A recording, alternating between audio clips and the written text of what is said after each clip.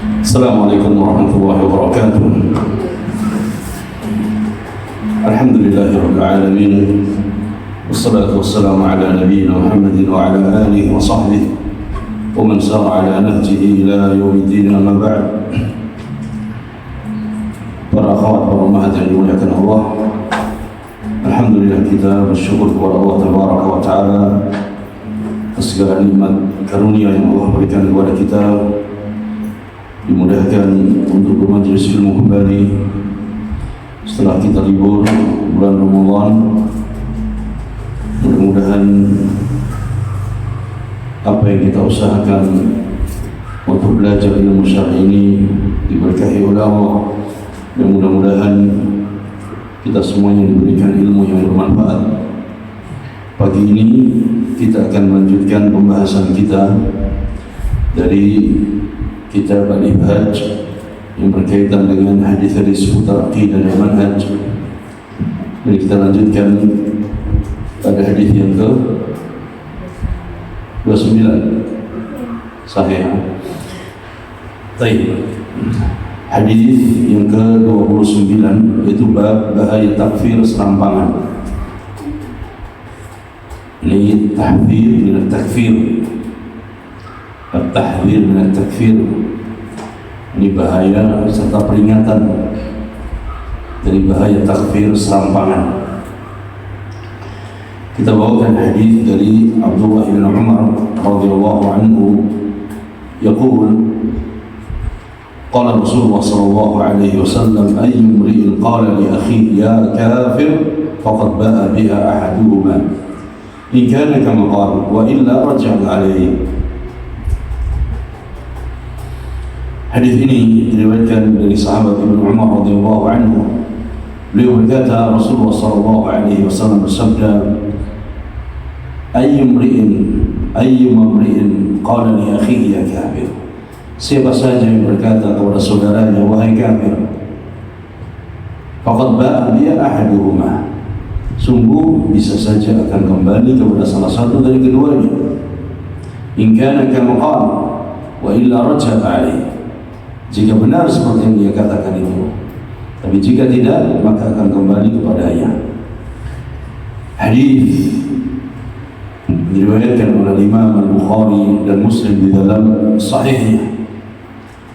Hadis ini berkaitan dengan peringatan tahdzir dari bahaya takfir yang tidak dibangun di atas dalil dan hujjah. Ini perkara yang sangat berbahaya. Oleh sebab itu Ahlus Sunnah wal Jamaah, di antara prinsip Ahlus Sunnah adalah tidak bermudah-mudahan di dalam vonis takfir. Ini kita bisa lihat dalam kitab-kitab aqidah Ahlus Sunnah bahwa Ahlus Sunnah mengkafirkan mereka yang berhak dikafirkan atau mereka yang telah dikafirkan oleh Allah dan Rasulnya, tapi tidak bermudah-mudahan. Berbeda dengan firqah-firqah sesat di luar ahli sunnah. Mereka mudah sekali untuk mengobrol takfir, mudah sekali untuk mengobrol vonis kafir. Di antara faedah dari hadis Ibnu Umar ini, yang pertama, hadis ini merupakan ancaman keras bagi orang yang mengkafirkan seorang muslim tanpa bukti yang nyata. Dia mengkafirkan tanpa bukti yang nyata. Karena ini termasuk daripada dosa besar. Jadi tidak boleh seorang bermain-main dan dipanggil saudaranya kafir, tidak boleh. Itu juga termasuk terancam dalam hadis ini. Meskipun dalam guyonan candaan tidak dibenarkan. Dosa besar. Berkata Imam Al-Qayyim rahimahullah, minal kabair takfiru ma lam yukaffiruhu Allah wa rasuluh. Termasuk dosa besar adalah mengkafirkan orang yang tidak dikafirkan Allah dan Rasulnya. Orang yang tidak dikafirkan oleh Allah dan Rasulnya, tidak boleh dikafirkan. Kemudian yang kedua, bermudah-mudahan dalam memvonis kafir kepada kaum muslimin adalah madzhab Khawarij dari zaman dahulu sampai hari ini. Di antara prinsip mazhab Khawarij adalah bermudah-mudahan dalam memvonis kafir muslim yang lainnya, baik itu karena tidak satu kelompok dan jamaah dengan mereka, atau karena telah melakukan dosa besar maka divonis kafir. Ini mazhab Khawarij dari zaman dulu sampai sekarang. Bukan berarti kalau kita dapati orang yang melakukan atau meyakini prinsip-prinsip Khawarij yang lainnya tetapi tidak mengkafirkan dengan serampangan, bukan Khawarij. Tidak, tetap di antara prinsip Khawarij adalah bermudah-mudahan dalam takfir.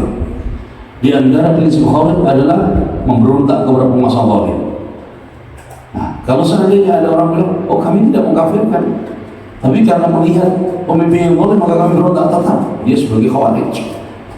Kami tidak mengkafirkan dosa besar, pelaku dosa besar, tapi di sisi yang lain dia mengikuti mazhab Khawarij dalam prinsip yang lain, memberontak penguasa, maka tetap dikatakan sebagai Khawarij. Tetapi yang masyhur bahwa Khawarij itu adalah mengkafirkan pelaku dosa besar, berontak kepada penguasa, adalah Khawarij. Dan ini dari zaman dahulu sampai hari ini. Khalifah Umar, Khalifah Uthman dikafirkan, Khalifah Ali dikafirkan, para khulafa setelahnya. Sehingga tidak heran kalau penguasa hari ini pun dikafirkan oleh mereka. Orang yang tidak berbaiat kepada amirnya dikafirkan. Ini mazhab Khawarij. Kemudian yang ketiga, vonis kafir adalah hukum syar'i yang harus dikembalikan kepada Allah dan kepada Rasulnya. Sebagaimana hukum halal, haram, dan wajib, semua itu adalah hak Allah dan Rasulnya. Begitu juga dengan vonis takfir. Dan ini hukum syar'i. Hukum syar'i dikembalikan kepada Allah dan Rasulnya. Cari dalilnya. Ada tidak dalam Al-Quran dan Sunnah? Berkata Syekhul Islam Ibnu Taimiyah rahimahullah, kata beliau, innal ijabah wa tahrim wa thawab wa iqab wa takfir wa tafsir huwa ila Allah wa rasulih, laysa li ahadin fi hadha hukmun, innama 'ala an-nas ijab ma awjabahu Allah wa rasuluhu wa tahrim ma harramahu Allah wa rasuluhu wa tasdiq ma akhbara Allah bihi wa rasuluhu. Kata Ibnu Taimiyah, sesungguhnya hak mewajibkan, mengharamkan, memberikan pahala dan siksa, ini semua adalah berkaitan dengan hak Allah. Mewajibkan, mengharapkan, memberikan pahala dan siksa. Takfir, tafsir adalah hak Allah dan Rasulnya. Tidak ada seorang pun yang berhak dalam masalah ini.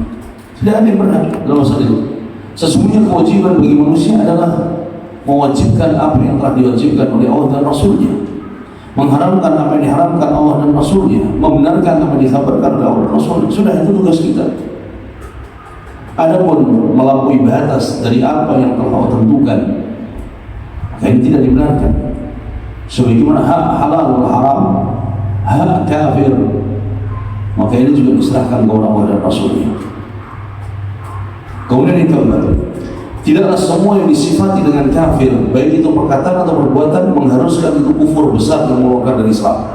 Kalau ada satu perbuatan atau satu ucapan disifati dengan kafir oleh Nabi, maka bukan berarti kemudian pelakunya adalah kafir. Contoh, hadis Nabi, sibabul muslim fusuqun wa qitaluhu kufrun. Mencela muslim yang lainnya adalah kefasikan, dan membunuh muslim yang lainnya adalah kekufuran. Apakah setiap orang yang membunuh orang lain tanpa hak dikafirkan? Tidak. Tidak. Ya. Nah, dia perbuatan dosa besar, harus dikisos. Tapi apakah dengan membunuhnya itu kemudian dia divonis kafir? Tidak. Tidak divonis kafir. Kenapa? Karena vonis kafir ini lebih berat daripada hukum kisos. Vonis kafir itu lebih berat daripada hukum kisos. Kisos kalau dia muslim, ya, maka hak-hak bagi keluarganya masih berlaku.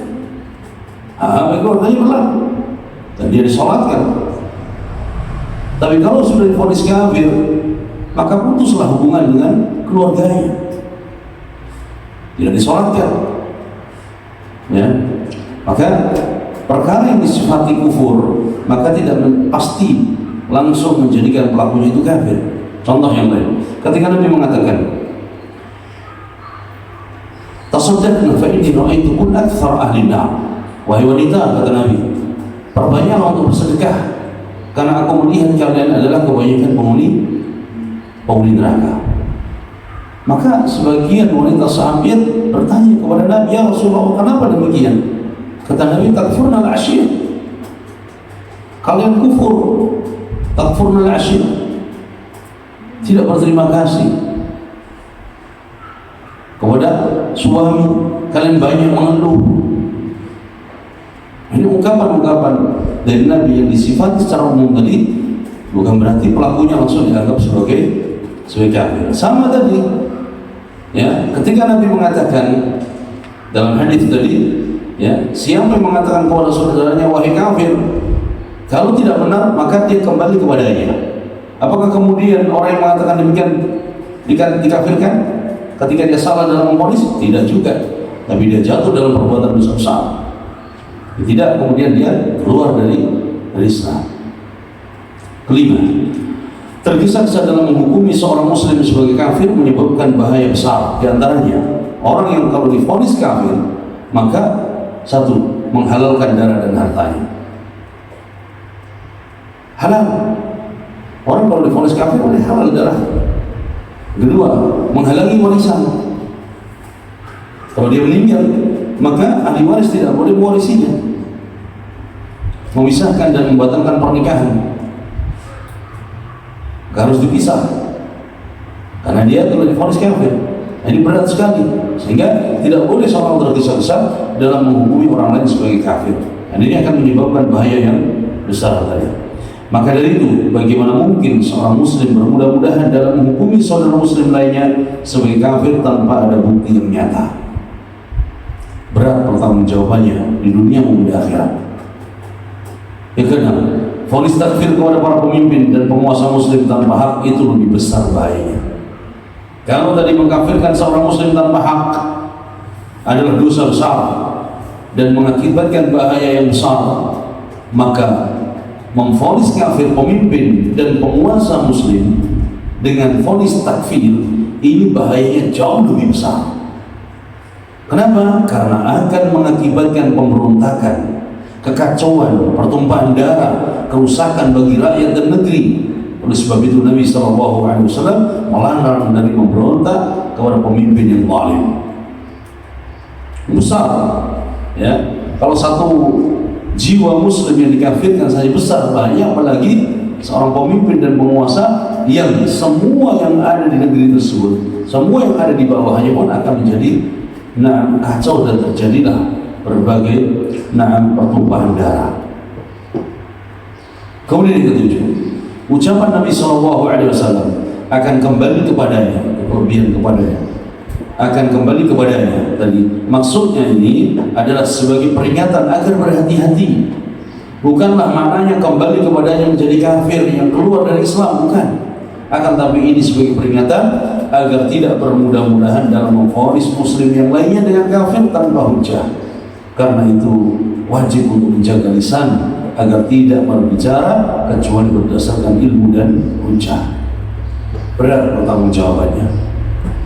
Ya, maka orang yang memvonis saudaranya sebagai kafir dan tidak benar, tidak dibangun di atas hujah, maka akan kembali kepadanya. Maksudnya bukan dia kafir, bukan, tapi dia jatuh dalam perbuatan dosa besar dan dia dalam bahaya besar. Dia akan bertanggung jawab di hadapan Allah wa ta'ala. Kemudian yang kedelapan, hukum takfir ada dua macam. Takfir mutlak. Yang pertama takfir mutlak, yaitu menghukumi kafir secara umum. Seperti siapa yang melakukan ini maka kafir, siapa yang melakukan ini maka dia musyrik. Ini boleh. Siapa yang berdoa kepada selain Allah musyrik. Siapa yang mengucapkan kalimat ini maka dia kafir. Dia kafir. Tapi apakah kemudian setiap melakukan itu pasti dikafirkan? Tunggu dulu. Yang kedua ada takfir muayyan. Ada takfir muayyan, yaitu menghukumi secara personal individu dan ini harus terpenuhi syarat dan ketentuannya. Contoh, kalau ada orang mengaku dirinya sebagai Tuhan, kafir tidak? Kafir. Kafir. Orang yang mengaku diri sebagai Tuhan kafir. Tapi kalau seandainya ada orang yang kemudian dia mengatakan Allahumma anta abdi wa ana rabbuk. Dilihat kenapa dia sampai mengucapkan demikian. Fulan, kau sadar tidak apa yang kau ucapkan? Bagaimana kau mengatakan engkau adalah hamba sedangkan aku adalah Tuhanmu? Oh, enggak sadar. Kau bisa? Anak saking senangnya, saking senang, kan begitu dalam hadis Nabi. Kan tidak dikafirkan. Sampai lisan tergelincir lisan dia karena saking senangnya. Kata Nabi, min syiddatil farah. Karena saking senangnya orang itu sampai salah dalam mengucapkan kalimat tersebut. Sehingga untuk menghukumi secara personal individu ini harus terpenuhi syarat dan ketentuannya. Syaratnya terpenuhi, tidak ada syubhat lagi, sudah ditegakkan hujah, jelas, terang, maka boleh, dan itu tugasnya ulama. Tapi kalau kemudian dia orang jahil, ya, atau dia tadi ada sebab karena saking senangnya sampai dia terluput ucapannya, atau karena terpaksa kalau tidak mau mengucapkan kalimat kufur maka dia akan dibunuh dan sebagainya. Ini adalah hal-hal yang menghalangi seorang individu divonis takfir. Adapun peringatan secara umum maka boleh dan harus disampaikan. Harus disampaikan. Siapa yang sujud kepada selain Allah, dia musyrik. Ya, dia musyrik. Ini secara umum. Kemudian Syekhul Islam Ibnu Taimiyah rahimahullah mengatakan sesungguhnya takfir, pengkafiran yang umum seperti halnya ancaman yang umum wajib dinyatakan dengan kemutlakan dan keumumannya. Adapun hukum terhadap individu tertentu bahwa ia adalah orang kafir atau dia pasti masuk neraka, maka ini tergantung membutuhkan pada dalil khusus. Karena satu hukum atau keputusan itu tergantung pada terpenuhinya syarat-syaratnya dan hilangnya penghalang-penghalangnya. Jadi takfir mutlak boleh sebagai peringatan. Adapun takfir muayyan maka ini harus terpenuhi syarat-syaratnya dan ketentuannya. Kemudian yang ke-9, Ahlussunnah wal Jamaah meyakini adanya hukum takfir kepada orang yang berhak untuk dikafirkan apabila telah jelas kekufurannya. Nah, kita tidak mengingkari adanya hukum takfir. Kita meyakini adanya hukum takfir kepada siapa yang berhak untuk dikafirkan berdasarkan dalil dan hujjah. Ya. Kemudian Ahlussunnah wal Jamaah meyakini adanya hukum takfir kepada orang yang berhak untuk dikafirkan apabila telah jelas kekufurannya yang telah ditegakkan hujjah dan dihilangkan syubhat-syubhatnya. Tidak ada lagi syubhat-syubhat. Akan tapi Ahlussunnah tidaklah bermudah-mudah untuk memvonis seorang sebagai kafir.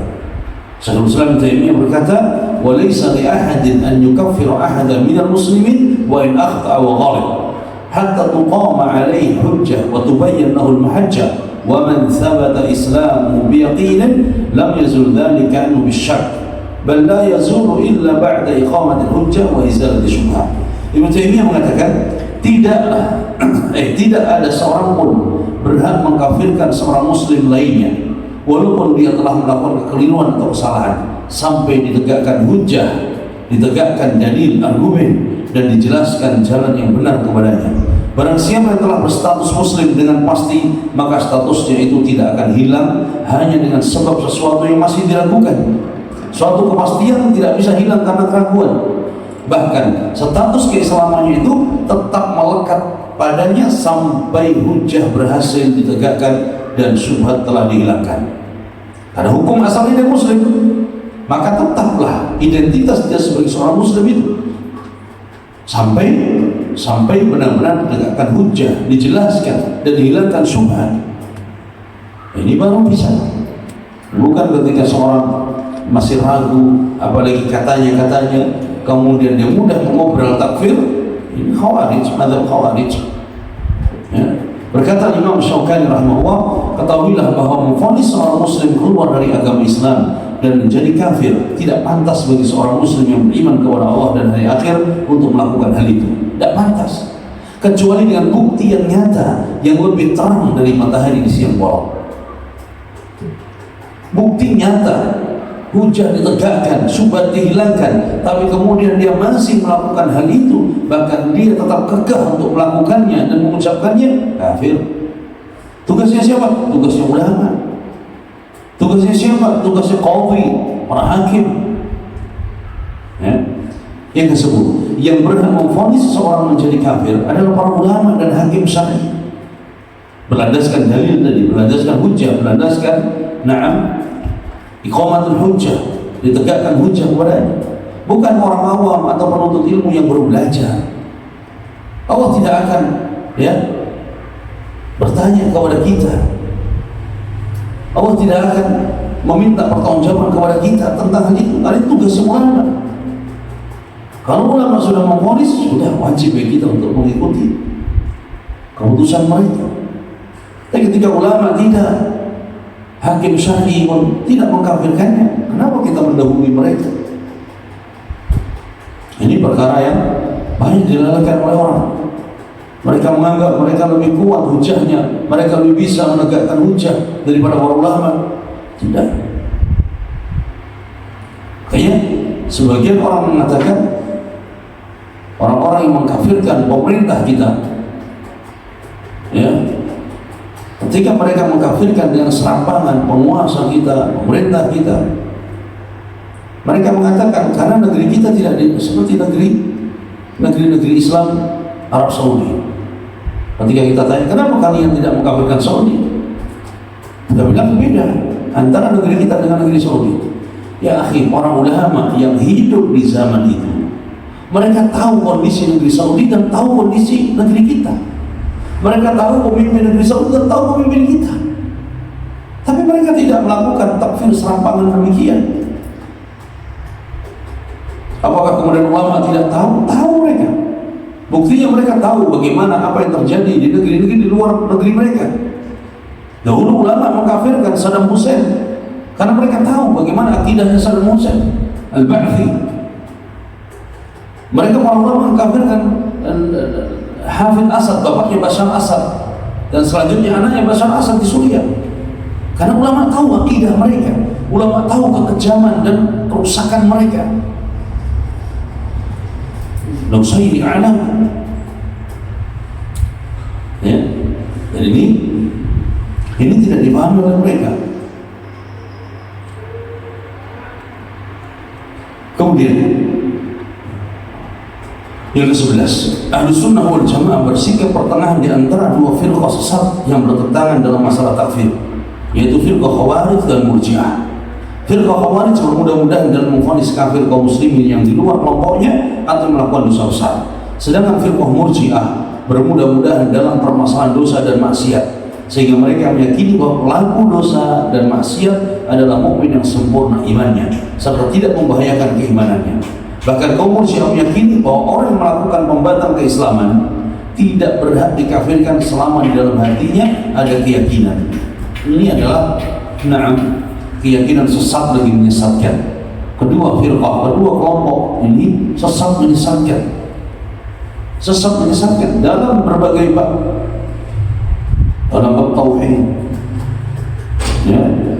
dalam bab takfir, dalam bab sahabat, dalam bab iman dan seterusnya. Ahlus Sunnah pertengahan di antara dua firqah ini. Ahlus Sunnah tidak mengingkari adanya takfir, tetapi yang berhak mengkafirkan adalah Allah dan Rasulnya dan para ulama serta hakim syar'i, qadhi syar'i berlandaskan dalil hujjah dan berlandaskan iqamatul hujjah. Kemudian yang ke-12, wajib menjaga lisan dan tidak membiarkan dalam kebatilan karena ini akan berakibat bahaya yang besar. Lisan kita jaga, tidak boleh mencela, tidak boleh bermudah-mudahan dalam memvonis fasik orang lain, tidak boleh bermudah-mudahan memvonis bid'ah orang lain, tidak pula bermudah-mudahan memvonis takfir, apalagi takfir. Kau wajib menjaga lisan dan tidak membiarkan dalam kebatilan karena ini akan berakibat bahaya yang besar, sebagaimana sabda Nabi SAW, bukankah manusia itu dilemparkan ke dalam neraka dengan wajah tersungkur tidak lain disebabkan hasil perbuatan lisan-lisan mereka. Ini bagaimana Ahlus Sunnah memiliki perhatian dalam bab takfir ini. bukan supaya kita bermudah-mudahan dalam mengkafirkan orang lain, tidak. Kita berhati-hati supaya tidak terjatuh dalam takfir serampangan ini. Kita juga menjaga diri supaya kita tidak jatuh dalam kekufuran. Ini banyak khawarij di era modern ini yang mereka berbaju berbeda zahirnya dari khawarij dahulu, akan tapi ideologi dan akidah mereka, keyakinan mereka sama dengan khawarij dahulu. Bahkan sebagian dari kelompok tersebut lebih rusak daripada kaum khawarij terdahulu. Mereka lebih rusak daripada khawarij terdahulu. Yang dikafirkan bukan hanya pelaku dosa besar, bahkan orang tuanya pun dikafirkan kalau orang tuanya tidak mau mengikuti kelompoknya. Ini nyata. Orang tuanya dikafirkan, bahkan orang tuanya halal darahnya. Ini nyata terjadi. Bagaimana orang tua itu disembelih oleh anaknya ya, ketika tidak mengikuti kelompoknya dan jamaahnya. Dan tuduhan-tuduhan kepada dakwah sunnah, dakwah salafiyah dituduh sebagai dakwah radikal, dakwah takfir dan sebagainya, tuduhan batil, tuduhan yang batil. Ya. Kenapa sebagian kelompok yang mudah mengkafirkan orang-orang di luar jamaahnya, mereka tidak pernah dituduh seperti itu. Mereka tidak pernah dituduh seperti itu. Padahal nyata mereka mengkafirkan, mereka menganggap kita bangkai, mereka menganggap kita najis dan sebagainya. Nyata sekali. Kemarin ada ikhwan baru pertama ketemu, cerita dia keluar dari jamaah tersebut dan subhanallah langsung diusir sama mertuanya, karena mertuanya adalah termasuk pimpinan, termasuk tokohnya jamaah. Diusir sama istrinya dari rumah tersebut. Akhirnya dia bawa istrinya, disuruh pilih, mau pilih suami atau pilih orang tua. Alhamdulillah istrinya ikut suaminya. Diusir, najis. Anak tanya, antum dikafirkan tidak? Ya kalau di depan kita nggak dianggap kafir, Ustaz. Nggak tahu kalau di belakang. Karena kalau dia tidak berani mengkafirkan antum dan istri antum, berarti manhaj dia ngaco. Kepada orang lain kita dikafirkan, kepada siapa? Anak dan mantunya tidak. Ternyata dia diusir. Keluar dari jamaah itu, alhamdulillah. Dan jamaah-jamaah itu subhanallah, ya, sampai hari ini berkembang besar di mana-mana. Secara zahir mereka tidak memberontak kepada penguasa secara zahir, tapi mereka punya ideologi takfir, khawarij tadi. Mereka mengkafirkan. Bahkan ada mungkin sudah 7 tahun yang lalu yang sempat kuliah di Solo. Dia bilang, anak ini adalah kader dai-nya. Terus anak keluar dari jamaah, anak diusir oleh orang tua, anak dihajar, diboikot oleh semuanya.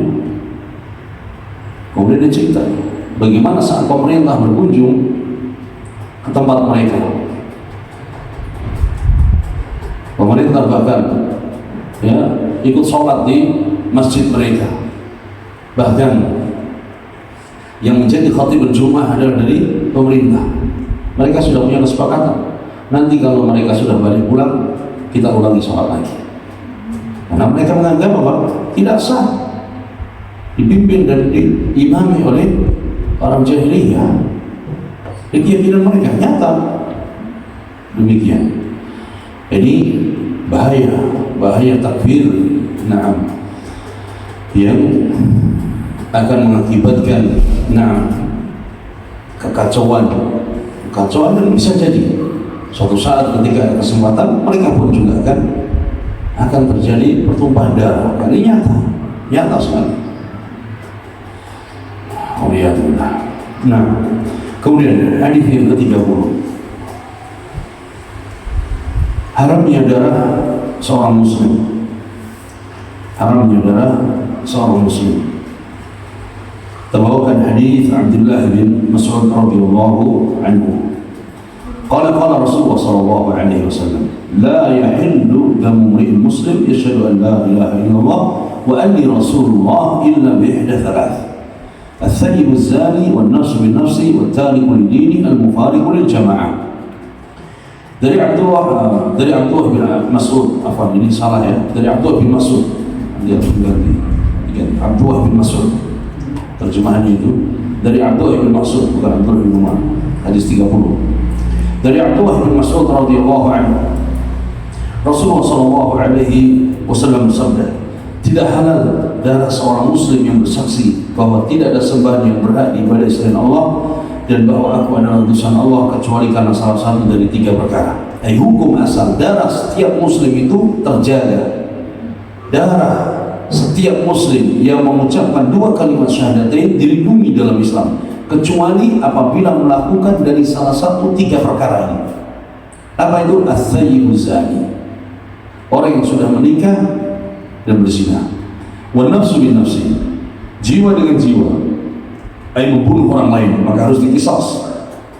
Wa tariku lidinihi al-mufariq lil jamaah, dan orang yang meninggalkan agamanya, murtad, memisahkan diri dari jamaah kaum muslimin. Ini 3 perkara yang apabila dilakukan salah satu saja, maka halallah darah orang tersebut. Hadis ini diriwayatkan oleh Imam Al-Bukhari dan Muslim di dalam sahihnya. Faedah dari hadis ini, yang pertama, hadis ini menunjukkan wajibnya menghormati dan menjaga darah kaum muslimin. Hal ini telah disepakati berdasarkan dalil Al-Quran dan Sunnah, di antaranya firman Allah Subhanahu wa taala, "Wa may yaqtul mu'minan muta'ammidan fajaza'uhu jahannam khalidan fiha wa ghadiba Allahu 'alaihi wa la'ana wa a'adda lahu 'adzaban 'azima." Ini ancaman balasan bagi orang yang menumpahkan darah saudaranya tanpa hak, bagi orang yang membunuh muslim yang lainnya tanpa hak. Kata Allah, dan barang siapa yang membunuh seorang mukmin dengan sengaja, maka balasannya ialah jahannam. Balasannya adalah jahannam. Fajazaa'uhu jahannam. Yang pertama, khalidan fiha, dia kekal di dalamnya. Wa ghadiba Allahu 'alaihi, yang ketiga Allah murka kepadanya. Wa la'ana, dan Allah mengutuknya. Wa a'adda lahu 'adzaban 'azima, dan Allah siapkan azab yang pedih, azab yang besar. 5 balasan di akhirat bagi orang yang membunuh muslim yang lainnya tanpa hak. Mayaqtul mu'minan muta'ammidan, sengaja dibunuh tanpa hak. Maka 5 balasan ini menanti di akhirat. Di dunia balasannya qisas. Dunia maka harus diqisas, dibunuh. Yang kedua, membunuh seorang muslim yang darahnya terlindungi adalah dosa besar. Apakah ringan? Nabi menyebutkan wa qitaluhu kufrun, dan membunuh muslim yang lainnya adalah kekufuran. Yang tadi kita sebutkan bukan berarti langsung keluar dari Islam, tetapi perbuatan ini perbuatan kufur, dosa besar. Oleh sebab itu, perkara yang pertama kali akan dipertanggungjawabkan pada hari kiamat di antara manusia adalah tentang darah. Urusan pertama yang harus dipertanggungjawabkan di hadapan Allah tentang hak Allah adalah salat kita. Tapi perkara yang pertama kali akan dimintai pertanggungjawaban terkait hubungan kita dengan manusia yang lainnya adalah darah. Sebagaimana sabda Nabi sallallahu alaihi wasallam, "Awwalu ma yuqda bainan nas yaumil qiyamah bid-dima." Perkara yang pertama kali diadili pada manusia di hari kiamat adalah tentang darah, tentang pembunuhan. Ini perkara yang berat sekali. Karena seorang muslim ketika dia mengucapkan kalimat syahadatain terjaga, terlindungi,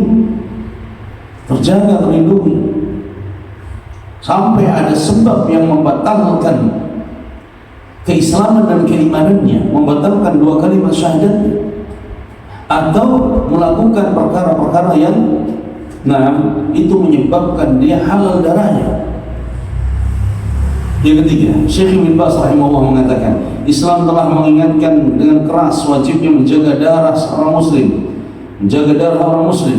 Adapun 3 golongan dalam hadis ini telah dijelaskan oleh Nabi SAW, bolehnya ditumpahkan darahnya karena sebab yang pertama, qisas, karena dia membunuh orang lain, sebagai balasan karena telah sengaja membunuh muslim yang lainnya. Sebagaimana firman Allah, wa katabna 'alaihim fiha anna an-nafsa bin-nafsi, dan kami telah tetapkan terhadap mereka di dalamnya, di dalam Taurat, bahwasanya jiwa dibalas dengan jiwa, an-nafsu bin-nafsi, jiwa dengan jiwa. Dalam ayat yang lain Allah menyebutkan kutiba 'alaikumul qisasu fil qatla, telah ditetapkan, diwajibkan qisas ya atas kalian dalam perkara pembunuhan. Adapun jika seorang muslim membunuh orang kafir atau seorang ayah membunuh anaknya dengan sengaja, maka tidak ada qisas, balasan untuk dibunuh. Jadi muslim membunuh orang kafir yang itu bukan di medan perang, tidak ada qisas, karena muslim dengan kafir. Tetapi ada hukuman, ada hukuman, ada ancaman berat ancamannya di akhirat. Tapi qisas tidak dalam syariat Islam, karena tidak sebanding antara muslim dengan kafir. Tetapi dia berdosa besar, dia berdosa besar. Dia diancam di neraka, diancam dengan ancaman di akhirat. Diancam. Nanti kita baca hadisnya. Berbeda kalau muslim membunuh muslim yang lainnya, qisas. Muslim membunuh orang kafir tidak ada qisas, tapi dia jatuh dalam dosa besar dan dia mendapatkan ancaman dari Nabi SAW dengan ancaman yang keras. Seorang ayah yang membunuh anaknya, ya, maka tidak ada qisas, tetapi dia jatuh dalam perbuatan dosa besar, diancam dengan ancaman yang keras, tapi qisas tidak. Nabi mengatakan anta wa baluka li abik, tapi bukan berarti kemudian boleh membunuh, tidak boleh, dosa besar. Yang kedua, muhsan, orang yang sudah menikah yang berzina, maka hukumnya dirajam, dilempar dengan batu sampai mati. Yaitu seorang yang sudah menikah dan menjimai istrinya, menggauli istrinya, atau wanita yang sudah menikah dan sudah dijimai suaminya, maka ini disebut muhsan. Jika terbukti berzina dan pengakuan sendiri atau 4 saksi yang jujur, maka hukumnya dirajam, karena dia telah menikah. Akan disebutkan bahkan dia telah menikah kemudian dia berpisah atau meninggal salah satu darinya, kemudian dia berzina, maka tetap disebut dengan muhsan. Jika dia melakukan perbuatan zina, maka harus dirajam jika ada 4 saksi atau pengakuan dari dirinya. Tadi yang dikisas, hukumnya apa? Muslim atau kafir? Tetap muslim, tapi dia melakukan dosa besar. Tadi yang berzina kemudian dirajam, hukumnya apa? Muslim, tapi dia melakukan dosa besar yang mengharuskan untuk dirajam. Nah, ini berbeda dengan yang ketiga, yaitu murtad. Orang yang meninggalkan Islam dan berpindah menjadi kafir, maka hukumnya dibunuh. Kalau dia murtad, jelas di dunia hukumannya dibunuh, di akhirat hukumannya dia kafir. Maka terbunuhnya, ya, dihukumnya orang yang murtad setelah meninggalnya tidak disolati. Berbeda dengan tadi, orang yang dikisas, orang yang dirajam, ketika sudah meninggal disolati karena dia muslim. Sebagaimana sabda Nabi SAW, "Man baddala dinahu faqtuluhu." Siapa yang menukar agamanya, maka bunuhlah. Siapa yang mengganti murtad, maka bunuhlah. Kemudian yang keempat, terdapat dalam sebagian nas yang lain bahwa yang halal darahnya lebih dari 3 golongan. Kalau tadi disebutkan Nabi, ya, bukan sebagai hasar, bukan sebagai pembatas, bukan. Kalau melakukan salah satu dari 3 hal ini, tetapi itu bukan batasan. Kenapa? Karena dalam riwayat-riwayat yang lain terdapat juga sebab-sebab yang menjadikan darah itu halal. Di antaranya apa? Pelaku kaum Lut. Sekarang apa istilahnya? Ini hukumannya lebih keras daripada orang yang berzina. Dalam Islam hukumannya lebih keras daripada orang yang berzina. Kemudian kedua, tukang sihir. Dalam riwayat disebutkan haddus sahir darbatun bisayf. Hukuman bagi tukang sihir adalah penggal lehernya. Halal darahnya. Kemudian yang ketiga, para pembangkang yang memecah belah persatuan kaum muslimin dengan penguasanya, itu kaum Khawarij. setelah didakwahi, diberi nasihat supaya kembali untuk taat kepangkuan penguasa dan pemimpin, tidak juga mereka kembali, bahkan semakin menjadi mereka membangkang, maka boleh diperangi, halal darah mereka. Tetapi terbunuhnya pelaku kaum Lut selama dia tidak menghalalkan hal itu, tidak meyakini kehalalannya, maka dia muslim tidak? Muslim. Kalau dia sudah menghalalkan, dia kafir. Adapun tukang sihir, maka dia kafir. Tukang sihir kafir. Ya. Kemudian Khawarij ketika diperangi, tetap membangkang dan diperangi, halal darahnya, tapi meninggalnya muslim atau kafir? Muslim. Orang-orang yang membuat kerusakan di atas muka bumi, ya, dan para begal, anjing loncat, begal, apa lagi, dan lain-lainnya. Kalau di laut apa istilahnya? Bajak laut, apa? Iya. Ya intinya mereka yang membuat kerusakan dan sebagainya. Para begal, sama. Jadi boleh sebutkan dalam nas demikian, tapi tadi tidak seperti pelaku sihir. Kenapa? Karena dia kafir. Sebelum dia diperangi sudah kafir. Sama dengan orang murtad, sebelum dibunuh maka dia sudah dihukumi kafir. Nah, kemudian yang kelima, para ulama mengatakan bahwa yang berhak melakukan eksekusi had hukuman ini, ya, yang berhak melakukan eksekusi hukuman ini semua adalah penguasa muslim, dan yang ditunjuk oleh penguasa bukan hanya rakyat atau kelompok tertentu. Tak boleh, ya, dengan alasan amar ma'ruf nahi munkar, dengan alasan penegakan syariat, kemudian ya kelompok tertentu, jamaah tertentu, organisasi tertentu, tanpa ada izin dari penguasa, tanpa ada perintah dari pemimpin kaum muslimin, kemudian bertindak sendiri, tidak boleh, tidak dibenarkan, karena ini akan menjadi kekacauan yang lebih besar di tengah-tengah masyarakat. Kemudian yang keenam, 3 perbuatan dalam hadis tersebut ada dosa besar. Ya, yang pertama dosa besar karena membunuh, yang kedua dosa besar karena berzina, yang ketiga dosa besar yang mengeluarkan dari Islam, itu murtad tadi. Maka balasannya sesuai dengan perbuatannya. Adapun definisi dosa besar adalah dosa yang diancam dengan hukuman had di dunia atau laknat. Yang ketujuh, Ahlus Sunnah meyakini kewajiban bagi penguasa dan pemerintah untuk menegakkan hukum had ini. Kita meyakini kewajiban, ya, bagi penguasa dan pemerintah untuk menegakkan hukum dan syariat Allah, karena akan membawa kemaslahatan bagi rakyat dan negeri kaum muslimin. Kalau syariat dan hukum Allah ditegakkan, maka yang ada adalah maslahat, keberkahan, kebaikan, keamanan bagi rakyat dan bagi negeri kaum muslimin.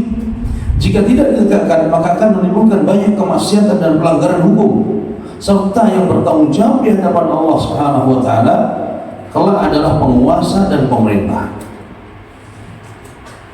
Jadi tugas kita adalah mengingatkan tentang kewajiban untuk menegakkan syariat dan hukum Allah.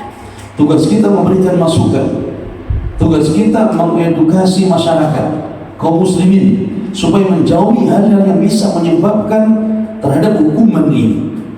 Dan tugas pemerintah dan penguasa adalah menegakkan hukum dan syariat Allah Tabaraka wa Ta'ala. Mereka yang bertanggung jawab di hadapan Allah. Kalau mereka menegakkan, itu yang kita harapkan. Kalau mereka ternyata meninggalkan dan tidak menegakkan hukum-hukum Allah, maka mereka yang bertanggung jawab di hadapan Allah Tabaraka wa Ta'ala. Tidak perlu kita berlebihan menuntut, ya, kemudian mencela, menghina, memberontak dengan alasan tidak menegakkan syariat. Ya. Kenapa? Karena kewajiban kita menegakkan syariat pada diri kita dulu, pada keluarga kita, menegakkan hukum Allah pada diri kita dan pada keluarga kita. Itu yang paling utama, karena kita bertanggung jawab kepada Allah terhadap apa yang dibebankan kepada kita. Mereka bertanggung jawab di hadapan Allah terhadap amanah, kewajiban yang Allah bebankan kepada mereka.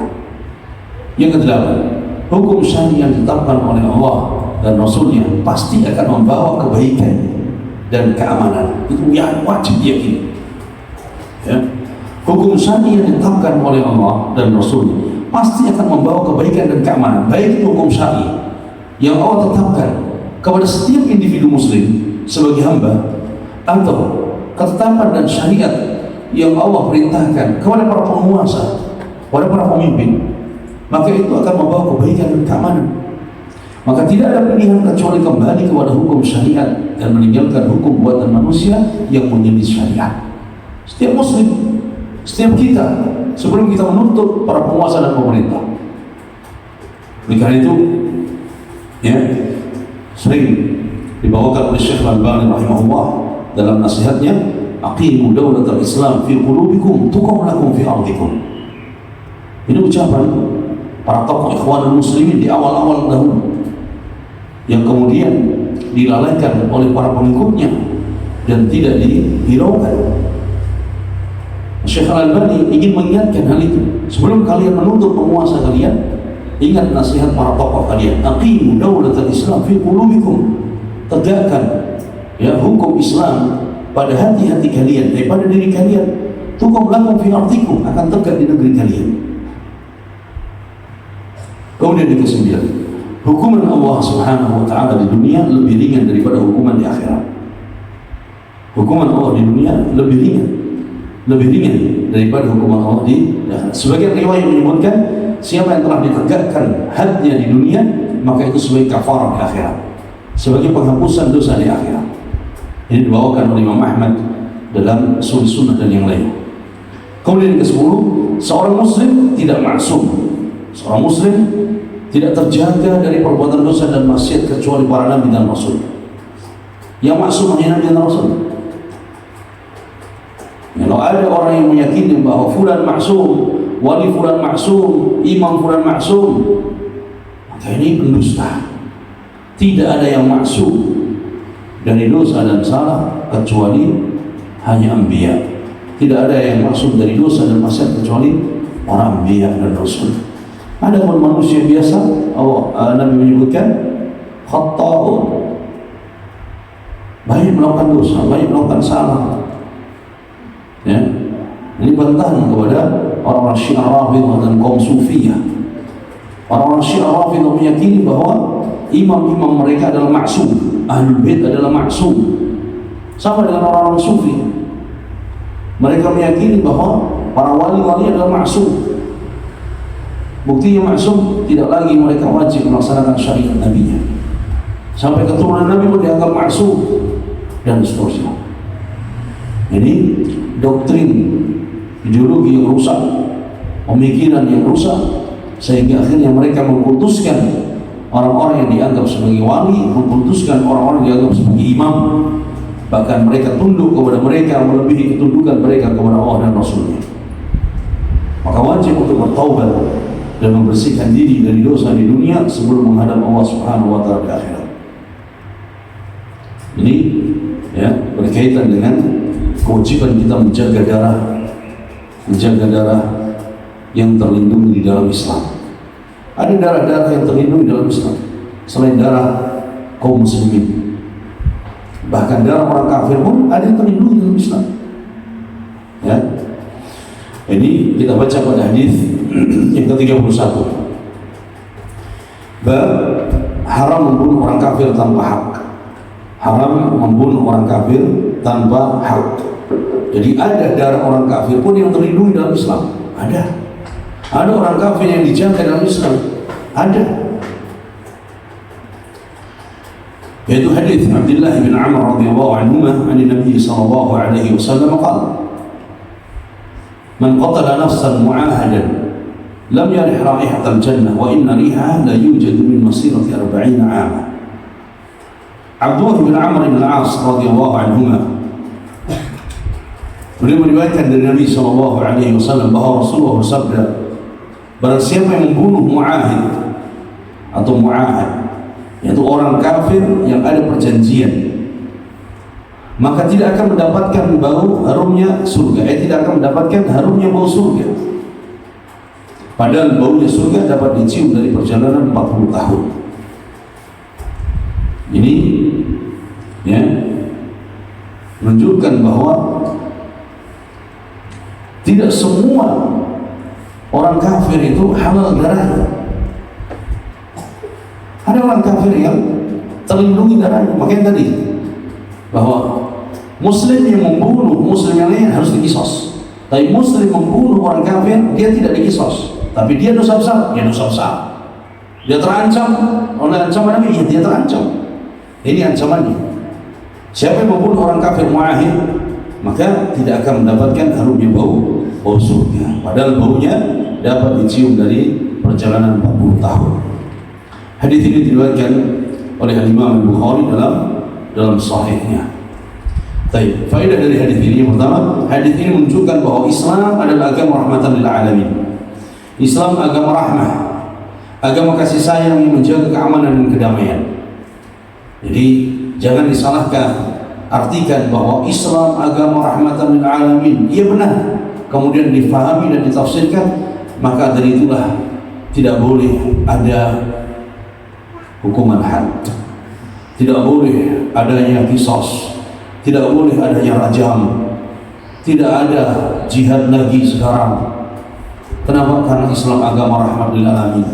Tidak boleh lagi kita meyakini bahwa orang di luar Islam itu kafir karena Islam agama rahmat lil alamin. Nah, ini tafsiran orang-orang liberal, tafsiran orang-orang sesat, lagi menyesatkan. Tidak demikian tafsirannya. Agama rahmatan lil alamin, ya agama kasih sayang, agama menjaga keamanan dan kedamaian. Oleh sebab itu bentuk kasih sayang Islam adalah mendakwahkan Islam, mengajak umat manusia untuk masuk Islam, didakwahi. Dan bentuk kasih sayang Islam kepada kaum muslimin adalah dijaga supaya tidak melakukan hal yang bisa membatalkan keislamannya yang akan berakibat pada hukuman yang berat. Rahmatan lil alamin. Yang kedua, hadis ini adalah ancaman keras sekaligus bantahan kepada kaum khawarij yang radikal serta siapa saja yang mengikuti manhaj mereka. Sungguh besar bahaya membunuh orang-orang yang memiliki perjanjian dengan kaum muslimin. Besar, itu dosa besar. Membunuh orang-orang yang memiliki perjanjian dengan kaum muslimin, membunuh muslim yang lainnya, jelas tadi ini membunuh orang kafir, tetap dianggap dosa besar. Orang kafir yang hidup di negeri kaum muslimin, orang kafir yang bertetangga dengan kaum muslimin, orang kafir yang ada perjanjian dengan kaum muslimin. Yang ketiga, apabila terjadi perjanjian antara orang kafir atau negeri kafir dengan kaum muslimin atau pemerintah kaum muslimin, maka wajib untuk menjaga perjanjian dan menunaikannya. Tidak boleh mengganggu harta dan menumpahkan darah. Kalau sudah terjadi perjanjian perdamaian antara kaum muslimin dengan orang kafir atau negeri kaum muslimin, pemerintah kaum muslimin dengan orang kafir tersebut, maka harus dijaga perjanjian, tidak boleh dikhianati. Yang keempat, Islam mengajarkan kepada umat untuk menunaikan perjanjian, baik kepada kaum muslimin atau kepada orang-orang kafir. Islam mengajarkan kepada kita menunaikan janji, baik janji kepada kaum muslimin atau janji kepada orang kafir.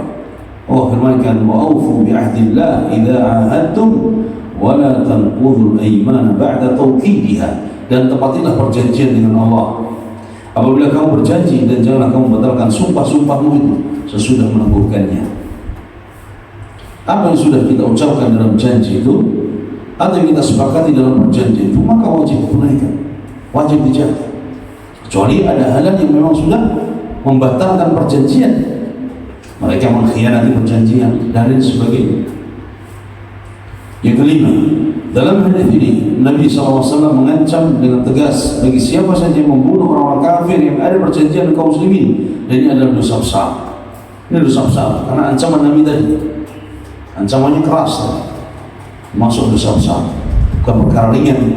Apapun motifnya, dengan alasan jihad kah, dengan alasan membela kaum muslimin di negeri kafir, dengan alasan membela kaum yang terzalimi dari kalangan kaum muslimin, kemudian orang-orang kafir yang hidup bersama kaum muslimin di negeri kita mulai diperangi, maka ini dosa besar. Selama berlepas diri dari perbuatan itu, jihad tidak demikian. Ya kan? Islam datang membawa kedamaian bagi umat manusia dan mengajarkan toleransi serta memerangi kezaliman. Kedamaian, toleransi diajarkan dalam Islam. Tidak perlu kita belajar dari orang kafir. Islam telah mengajarkan bagaimana perdamaian. Nabi hidup bersama orang-orang Yahudi di kota Madinah.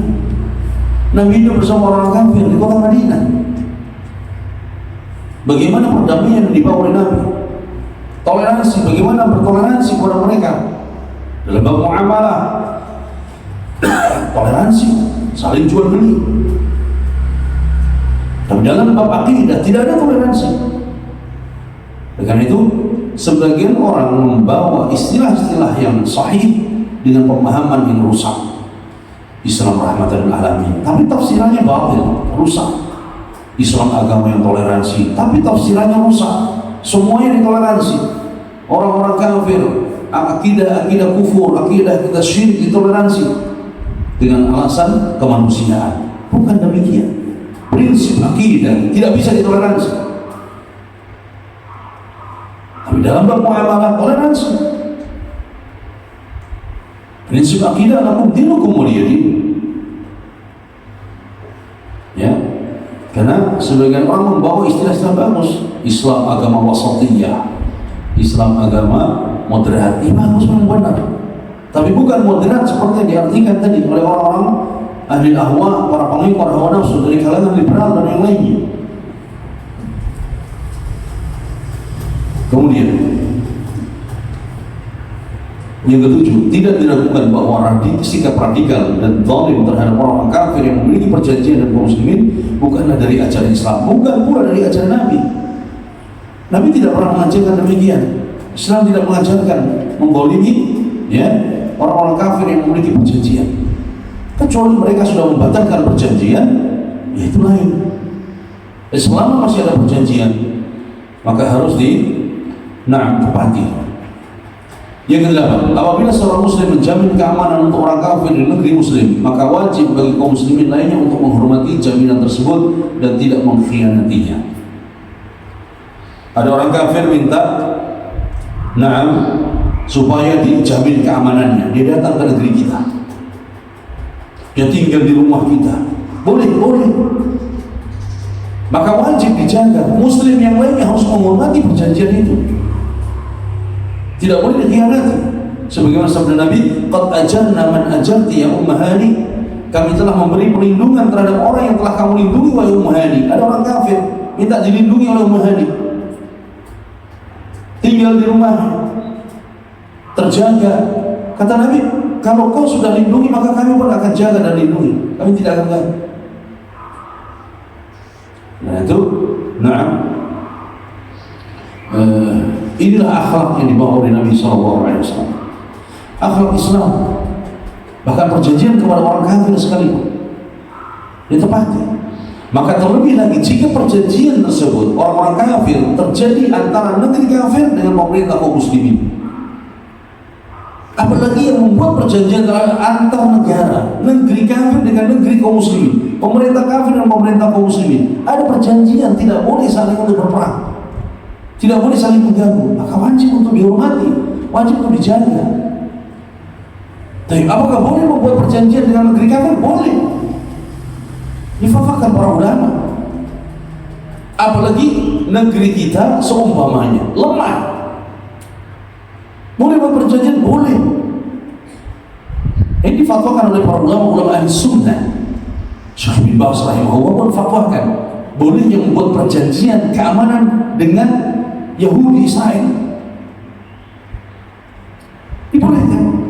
Datang orang-orang yang berpemikiran ikhwanul mufsidin, ya, ikhwanul mufsidin atau dari kalangan Hizbut Tahrir al-Batil dan lain-lainnya, kemudian menuduh para ulama kita yang tuduhan keji. Dianggap kenapa bersahabat berteman dengan Yahudi, berteman dengan Israel dan sebagainya. Wah, mustahil.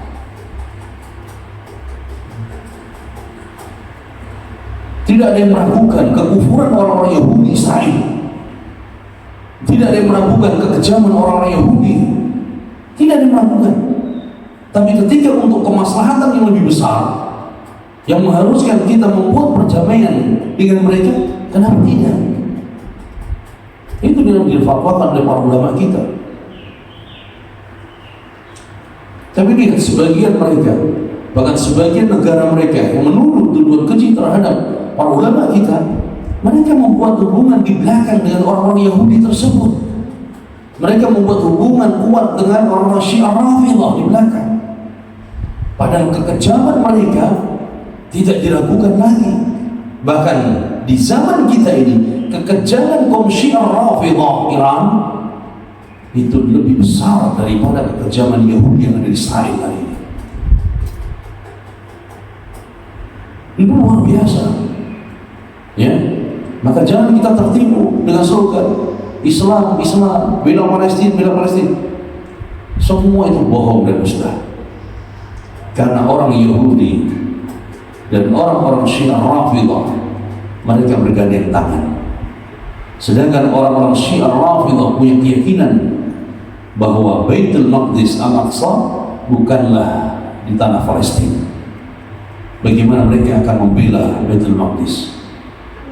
Itu tidak mungkin. Kan? Jangan sampai kita tertipu dengan slogan-slogan mereka. Yang kesembilan, dalam hadis yang lain, Nabi SAW mengancam orang yang berbuat zalim terhadap orang-orang kafir yang ada perjanjian, sebagaimana sabda beliau dalam hadis yang lain.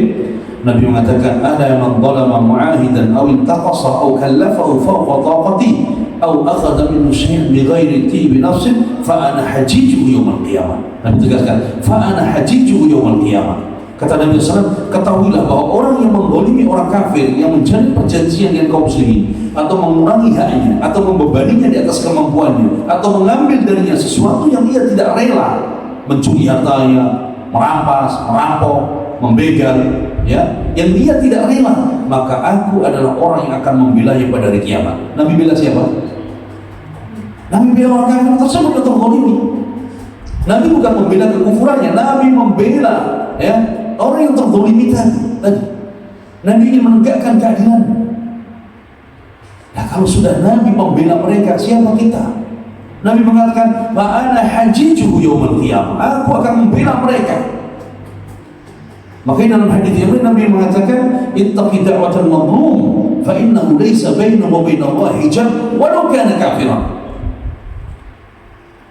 Takutlah kalian dari doa orang yang terzalimi. Walau kana kafiran, meskipun orang yang terzalimi itu orang kafir sekalipun. Kalau dia berdoa, Allah akan kabulkan doanya. Bukan Allah mencintai orang kafir, bukan. Tapi Allah ingin menunjukkan keadilannya. Bahkan orang kafir yang terzalimi akan diberikan keadilannya oleh Allah Subhanahu wa taala.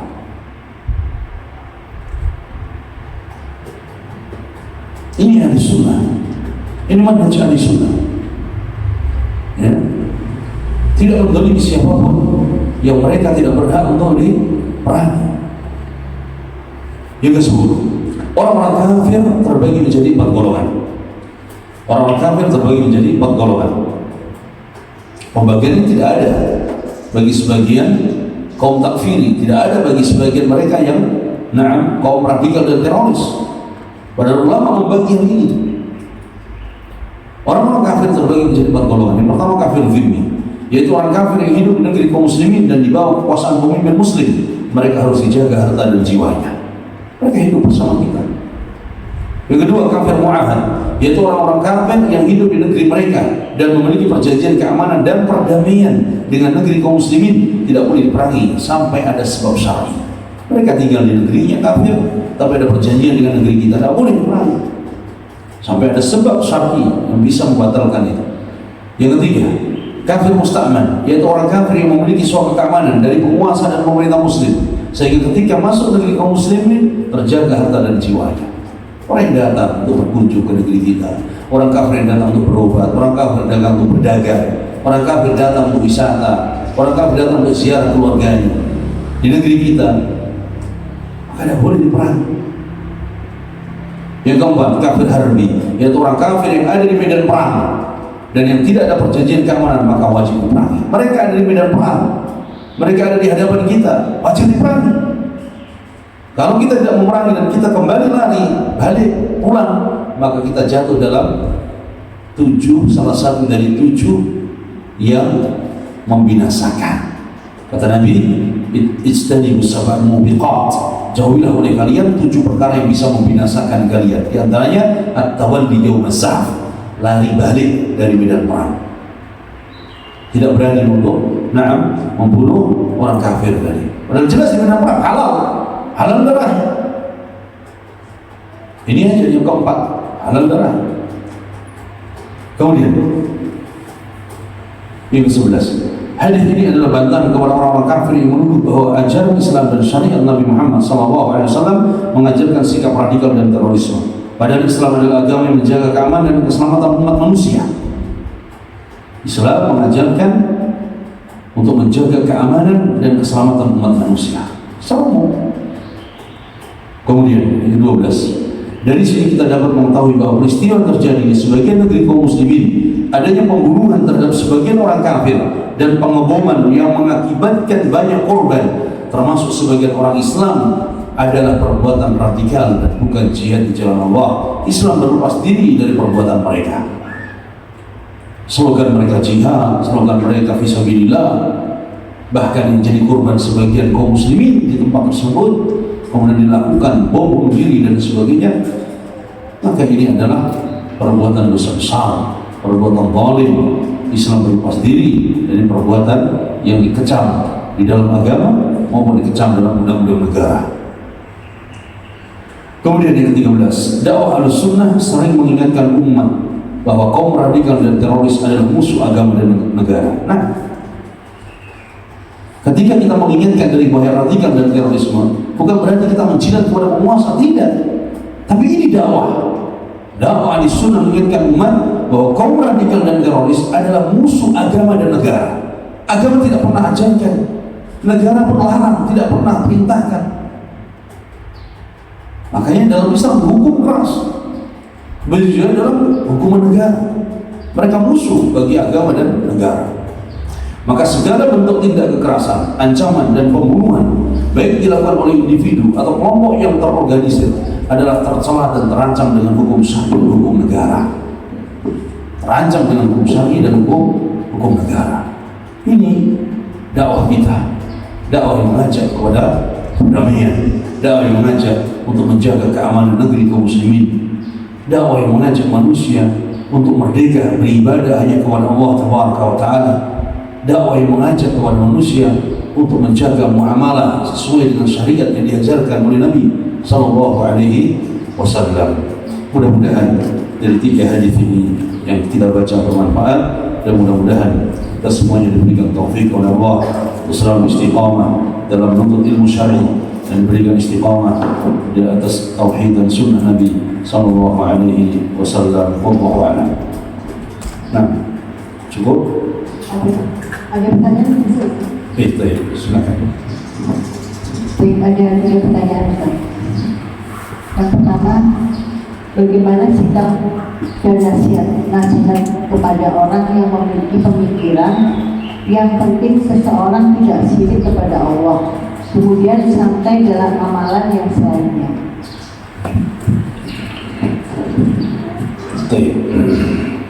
Nasihat, ucapan itu kalimatul haq urida bihal batil. Ucapan itu benar, tetapi bisa dibuat alasan untuk melegalkan kemaksiatan. Ucapan itu benar. Seorang itu yang penting dia muslim, muwahhid dan tidak berbuat syirik, jelas. Tetapi ya, bagi sebagian orang itu dianggap sebagai dalil, kalau begitu tidak apalah maksiat, yang penting tidak syirik. Tidak boleh demikian. Ya, itu benar. Sama dengan ucapan man qala la ilaha illallah dakhala al-jannah. Siapa yang mengucapkan kalimat la ilaha illallah, maka jaminannya apa? Masuk surga, kata Nabi. Benar sabda Nabi. Tapi sebagian orang mensalahartikan, yang penting saya mengucapkan la ilaha illallah. Ya, perbuatan saya tidak ada masalah, yang penting la ilaha, udah ada jaminan kok. Tidak bisa. Ya, ucapan itu disampaikan, ditegaskan, Tapi bukan berarti kemudian seseorang dia bebas untuk melakukan hal yang dilarang oleh Allah dan Rasulnya, karena nanti dikhawatirkan dia jatuh dalam keyakinan kaum Murji'ah.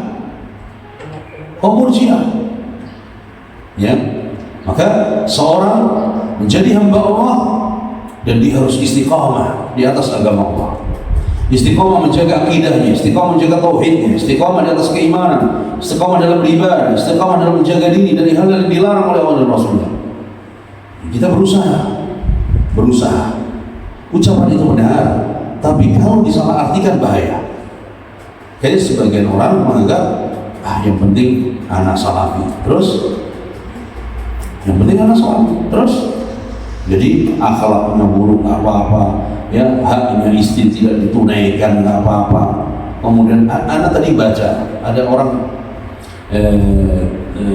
screenshot tulisan akhwat, dia bilang anak sejak SMA sudah ngaji salafi sampai umur 25 sekarang ya, sudah berkeluarga, tapi ternyata ikhwan salafi ini banyak, dia kata ternyata ikhwan salafi itu tidak menunaikan hak istrinya.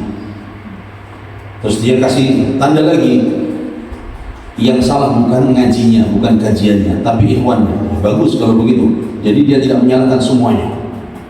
Artinya ini person, ini oknum. Kadang orang menganggap yang penting anak salafi, terus jadi seakan-akan yang lain sudah bebas. Anak nggak seperti Khawarij, anak nggak seperti Asy'ariyah, anak nggak seperti begini. Kemudian tadi melantarkan hak istri, melantarkan hak anak, ya. Kemudian dia, ya itu tadi akhirnya di belakang dia menipu istrinya dan lain sebagainya. Ini nyata, ya. Maka ucapan tadi benar, tetapi jangan disalahartikan.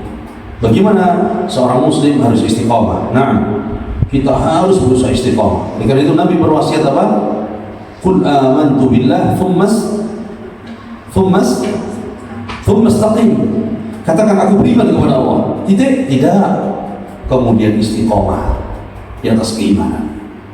Kalau katakan aku beriman, titik. Nah, nanti disalahartikan. Tapi kemudian istiqamah.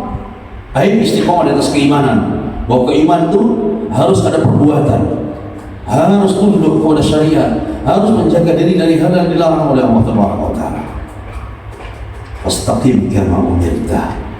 Istiqamahlah sesuai dengan apa yang diperintahkan oleh Allah kepada kalian, bukan sesuai dengan keinginan dan hawa nafsu kita. Ya, dan nasihatkan, bahwa tidak cukup kita hanya mengaku, tapi harus dibuktikan dengan ucapan dan tindakan.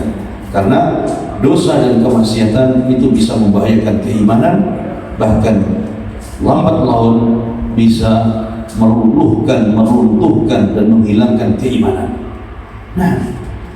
Imam Al-Barbahari rahimahullah menyebutkan dalam kitab Syarh Sunnah, wahdhar sigar al-bidah.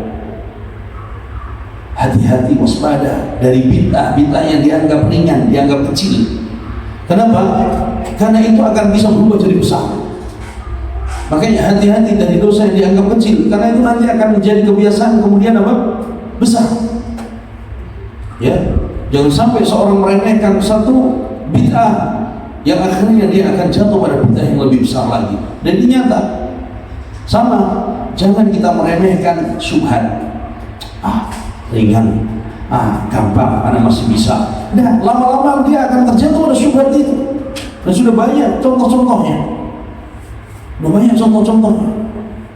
Ya, maka nasihat istiqomah, ya, jangan hanya mencukupkan yang penting tidak musyrik, lebih daripada itu. Ya, lebih daripada itu.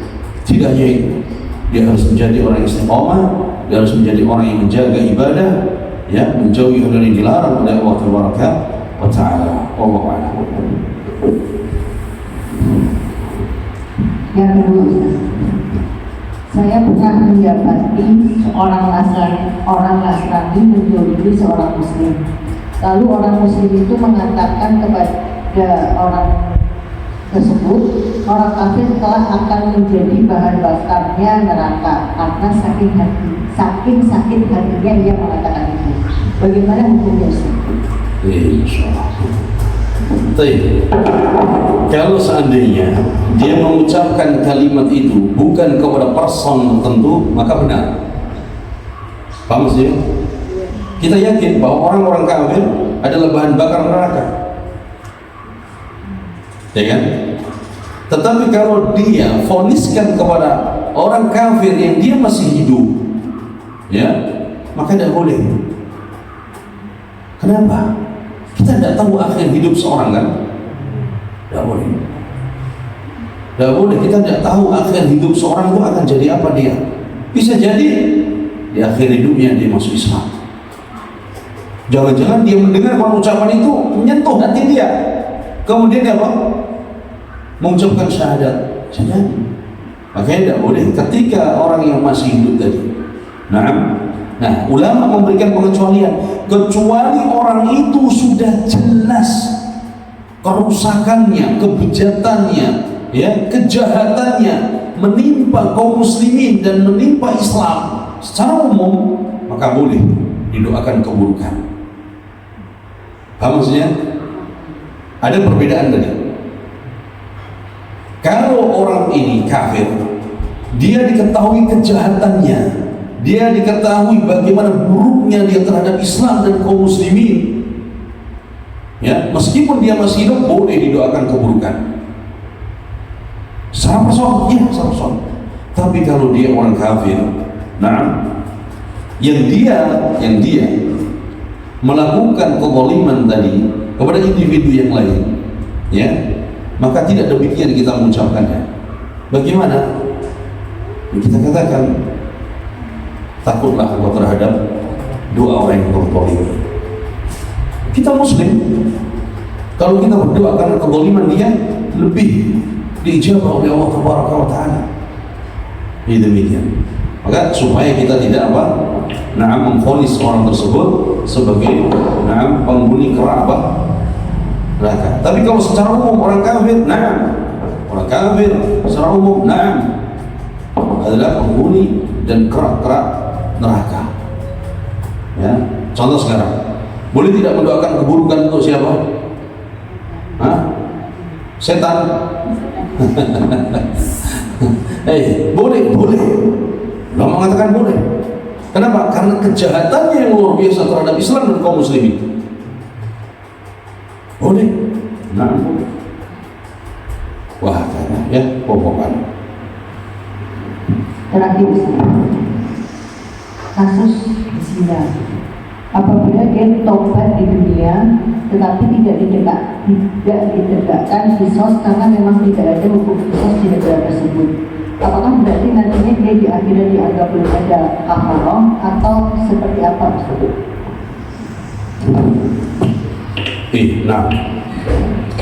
Yang pertama, Nabi SAW menyebutkan at-taubatu tajubu ma qablah. Taubat itu bisa menghapuskan dosa-dosa yang lalu. Apapun dosa yang dilakukan seorang hamba, yang kemudian dia menyesali dan dia bertaubat kepada Allah dan berusaha, berazam untuk tidak kembali lagi kepada perbuatan itu, maka Allah akan ampunkan dosa-dosanya. Allah akan ampunkan dosa-dosanya. Nah, contoh kasus yang seperti ini, kalau seandainya tidak ada penegakan hal itu di dunia dan dia bertobat kepada Allah dengan taubatan nasuha, maka kita berharap mudah-mudahan ini sudah menjadi penghapus dunia dan akhirat. Kenapa? Karena tidak ada penegakan hukum itu. Ya, tidak ada penegakan hukum itu. Nah, adapun mereka yang kemudian kembali lagi, kemudian mereka bahkan menjaharkan itu apa? Merasa bangga dan menampakkan hal-hal yang mengarah kepada perbuatan itu kepada orang lain. Ini tidak ada. Allah akan murka kepadanya, kepada al-mujahid bil ma'asi.